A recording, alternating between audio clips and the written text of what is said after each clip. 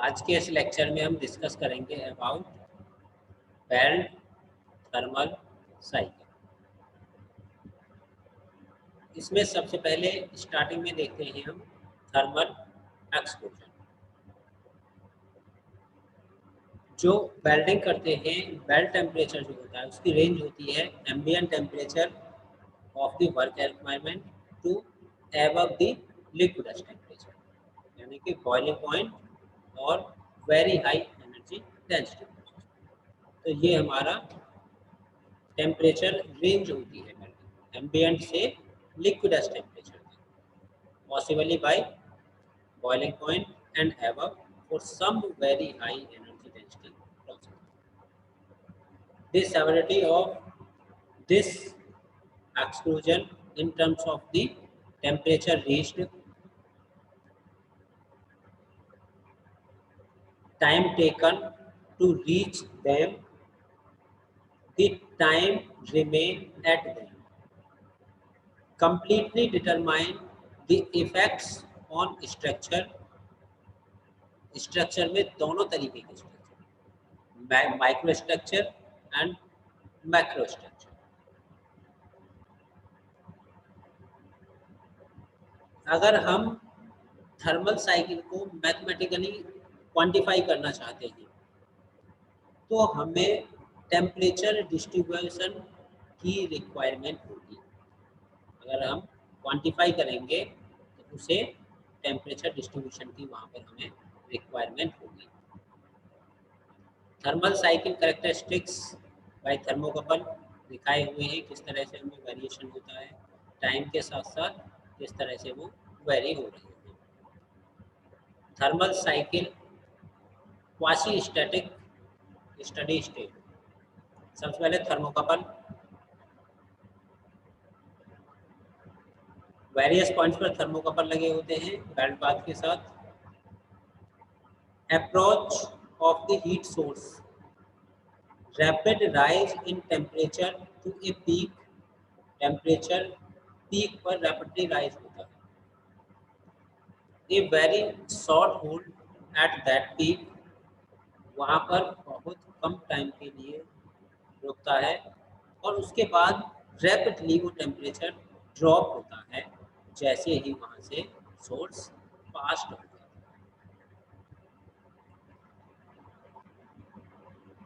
A short time after the heat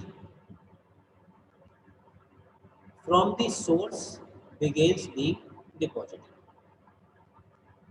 The peak temperature and rest of the thermal cycle reaches a quasi-static state. अब ये quasi-static state क्या है? Balance achieved between the rate of energy input and the rate of energy loss. Temperature isotherms surroundings a moving heat source remain steady and seem to move with heat source. ये thermal cycle दिखाई हुई है quasi steady state के लिए। यहाँ पर fusion zone हमारा ज़्यादा होता है और हीट अफेक्टेड जोन हमारा कम होता है। जो फ्यूज हो रहा है वो हमारा ज़्यादा फ्यूज होता है। ये टाइम टेम्परेचर ग्राफ है कि जैसे जैसे टाइम बढ़ रहा है टेम्परेचर हमारा पीक पर जा रहा है और पीक पर जाने के बाद उसमें शार्प ड्रॉप होता है। टेम्परेचर पहले पीक पर गया और पीक टेम्परेचर पर जाने के बाद उसमें शार्पली टेम्परेचर ड्रॉप हो जाता है। टाइम टेम्परेचर कर्व में क्या है, पीक टेम्परेचर से पहुँचता है, डिक्रीज होगा जैसे जैसे डिस्टेंस और टाइम हमारा इंक्रीज होगा और बाद में वो मिनिमम हो जाएगा। मैक्सिमम टेम्परेचर जो पहुंच रहा है decreases with distance from the belt line and occurs at times that increases. Means temperature peak पर गया, उसके बाद डिस्टेंस जब इंक्रीज हो रही है, टाइम जब इंक्रीज हो रहा है, वो टेम्परेचर अगेन ड्रॉप होना शुरू हो जाता है। अब हीटिंग पोर्शन को ये सेपरेट करता है, separate the heating portion of the welding thermal cycle. Cooling portion और हीटिंग पोर्शन को ये सेपरेट कर रहा है। जब मिनिमम से पीक टेम्परेचर तक जा रहा है, हीट हो रहा है, और पीक टेम्परेचर से फिर मिनिमम में आ रहा है, तो वहाँ पर कूलिंग हो रही है। तो दोनों को सेपरेट कर रहे हैं विद पीक टेम्परेचर। अगर बेल्ट जहाँ से कूलिंग हो रही है, बेल्ट स्टार्ट कूलिंग टाइम है, उसके ये क्लोजेस्ट होता है, और अंडर गोइंग हीटिंग अगर हो रही है, धीरे धीरे ये पॉइंट हमारा अवे होता जाता है, दूर होता जाता है।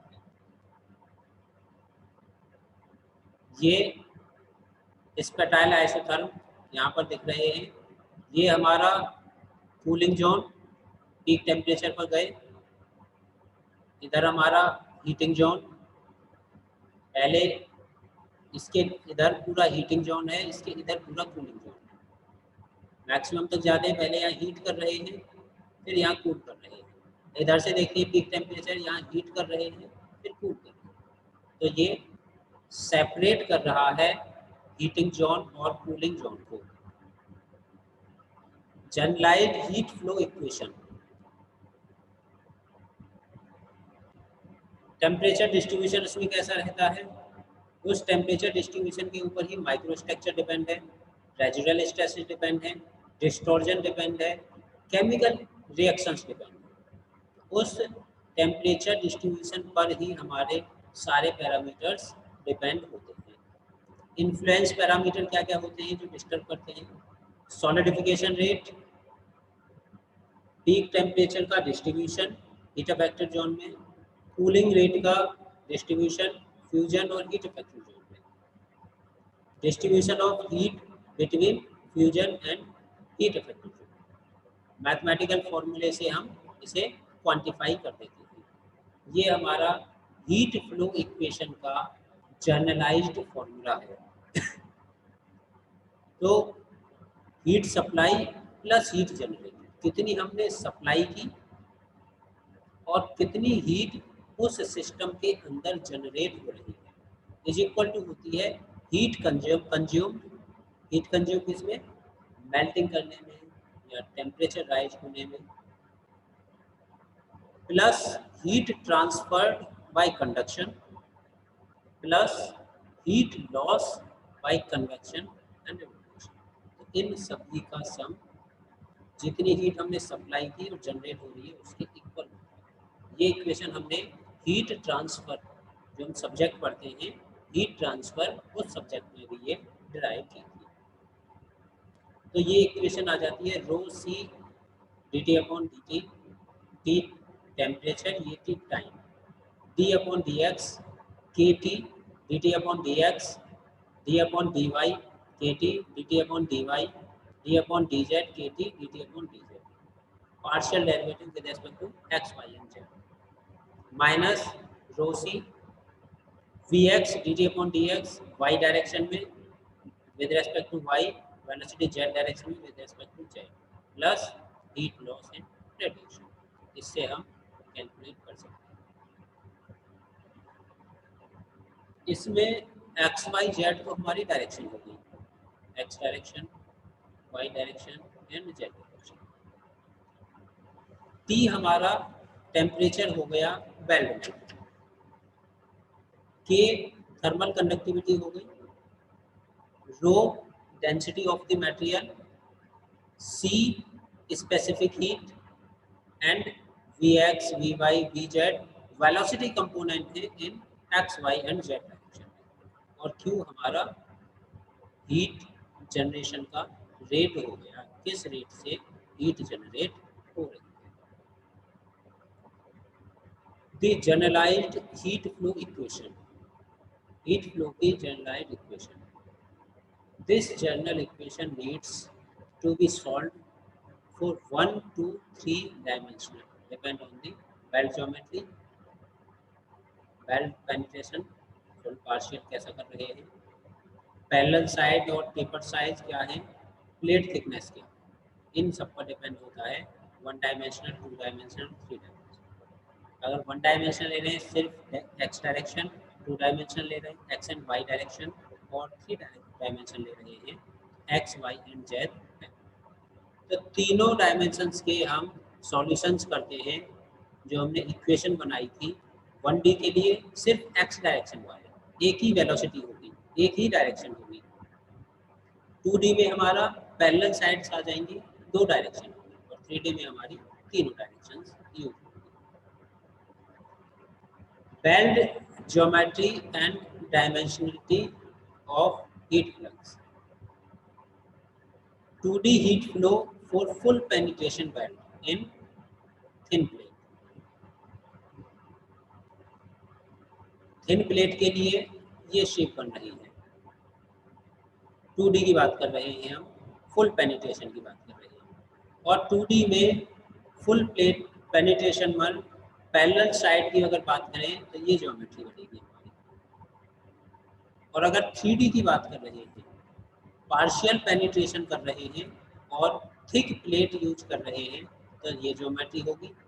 और 3D में फुल पेनिट्रेशन पर ये हमारी ज्योमेट्री होगी। डिफरेंट कंडीशंस में जब हम बेल्ट जोन बना रहे हैं तो उस बेल्ट जोन की शेप डिफरेंट होती है। फ्यूजन की अलग होगी, हीट इफेक्टिव जोन हमारा अलग होगा। डिफरेंट शेप यहाँ से हमें मिलेगी।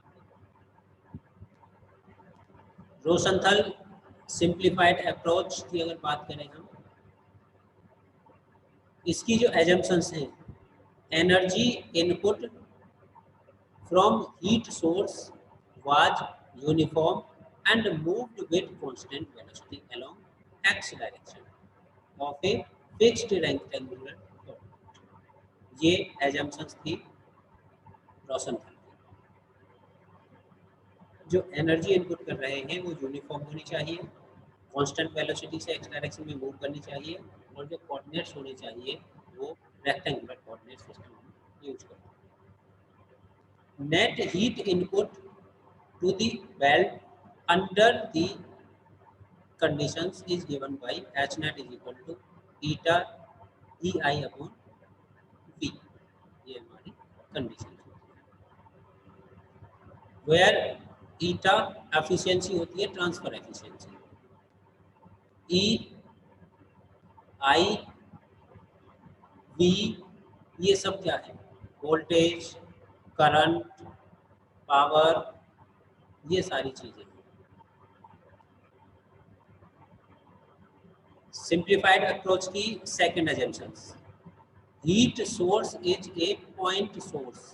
जो हीट सोर्स है वो एक पॉइंट सोर्स होना चाहिए, और जितनी भी एनर्जी है वो एक सिंगल पॉइंट पर डिपॉजिट होनी चाहिए। बेल्ट के सिंगल पॉइंट पर वो डिपॉजिट होनी चाहिए। ये रोसेंथल ने सेकंड एजम्पशंस दिया था। अगर हम थर्ड एजम्पशंस की बात करें, थर्मल प्रॉपर्टी जो होती है वो कांस्टेंट होनी चाहिए। जो हमारी थर्मल प्रॉपर्टीज हैं उनमें कोई चेंज नहीं आना चाहिए। थर्मल कंडक्टिविटी हो, चाहे स्पेसिफिक हीट हो, चाहे डेंसिटी हो, कुछ भी हो, वो सभी कांस्टेंट होनी चाहिए, उसमें कोई चेंज नहीं होना चाहिए। और फोर्थ एजम्पशन उसने दी थी कि कोऑर्डिनेट सिस्टम है वो फिक्स सिस्टम से मूविंग सिस्टम में मूव करना चाहिए। ये उसने चार एजम्पशंस दी थी। रोसेंथल की सिंप्लीफाइड अप्रोच जो आई थी वो मूविंग कोऑर्डिनेट, फिक्स से मूविंग कोऑर्डिनेट में हम जा रहे हैं। तो जो डायरेक्शन हमारी एक्स थी वो रिप्लेस हो जाती है विद जीटा एक्स आई, और जो जीटा है वो डिस्टेंस है हीट सोर्स से फिक्स पोजीशन की अलोंग एक्स डायरेक्शन। और हम जो जीटा कैलकुलेट करेंगे वो करेंगे X minus V T. V है हमारी बेल्टिंग की वेलोसिटी और टी हमारा है टाइम। इससे हम जीटा कैलकुलेट करते हैं। तो सिंप्लीफाइड फॉर्म में हमारी इक्वेशन बन जाती है एक्स की जगह यहाँ क्या आ गया जीटा, जहाँ भी हमने एक्स यूज किया था वहाँ पर जीटा यूज करेंगे। Del two T upon del x, x की जगह आ गया zeta two square, zeta square del two T upon del y square, d y square, d two T upon D z square, x y z तीनों direction आ गई और x की जगह यहाँ पर जीटा यूज की, is equal to minus c p upon k v d T upon d zeta, C p upon के डी टी अपॉन डी, ये सिंप्लीफाइड इक्वेशन उसने डिराइव की थी। थिक प्लेट के लिए रोशनतल ने जो सॉल्यूशन दिया टेम्परेचर का वो ये था T minus T nought is equal to q upon two pi k T e की power v zeta upon two pi into e की power minus v r upon two alpha upon r, जहाँ पर we हमारी depth और W हमारी width होती है। अगर हम थिक प्लेट के लिए बात कर रहे हैं तो थिक प्लेट के लिए इक्वेशन थी T minus T nought q upon v two pi k T e की power minus r square upon four alpha t. Thin और थिक प्लेट के लिए ये हमारा टेम्परेचर डिस्ट्रीब्यूशन की इक्वेशंस आई थी। Dimensionless belt depth versus dimensionless operating parameters. Based on Rosenthal solution, this simplified three-dimensional heat flow equation, Cartesian coordinate, derive theoretically relationship between the belt widths cross-sectional geometry and belting process operating condition using dimensionless parameters. The theoretical relationship between the dimensionless belt width d and dimensionless operating parameter n, हमने जो ऊपर show की थी ये आ जाती है यहाँ से d is equal to D U upon two X और n is equal to D U upon four pi alpha square rho C into T N minus T.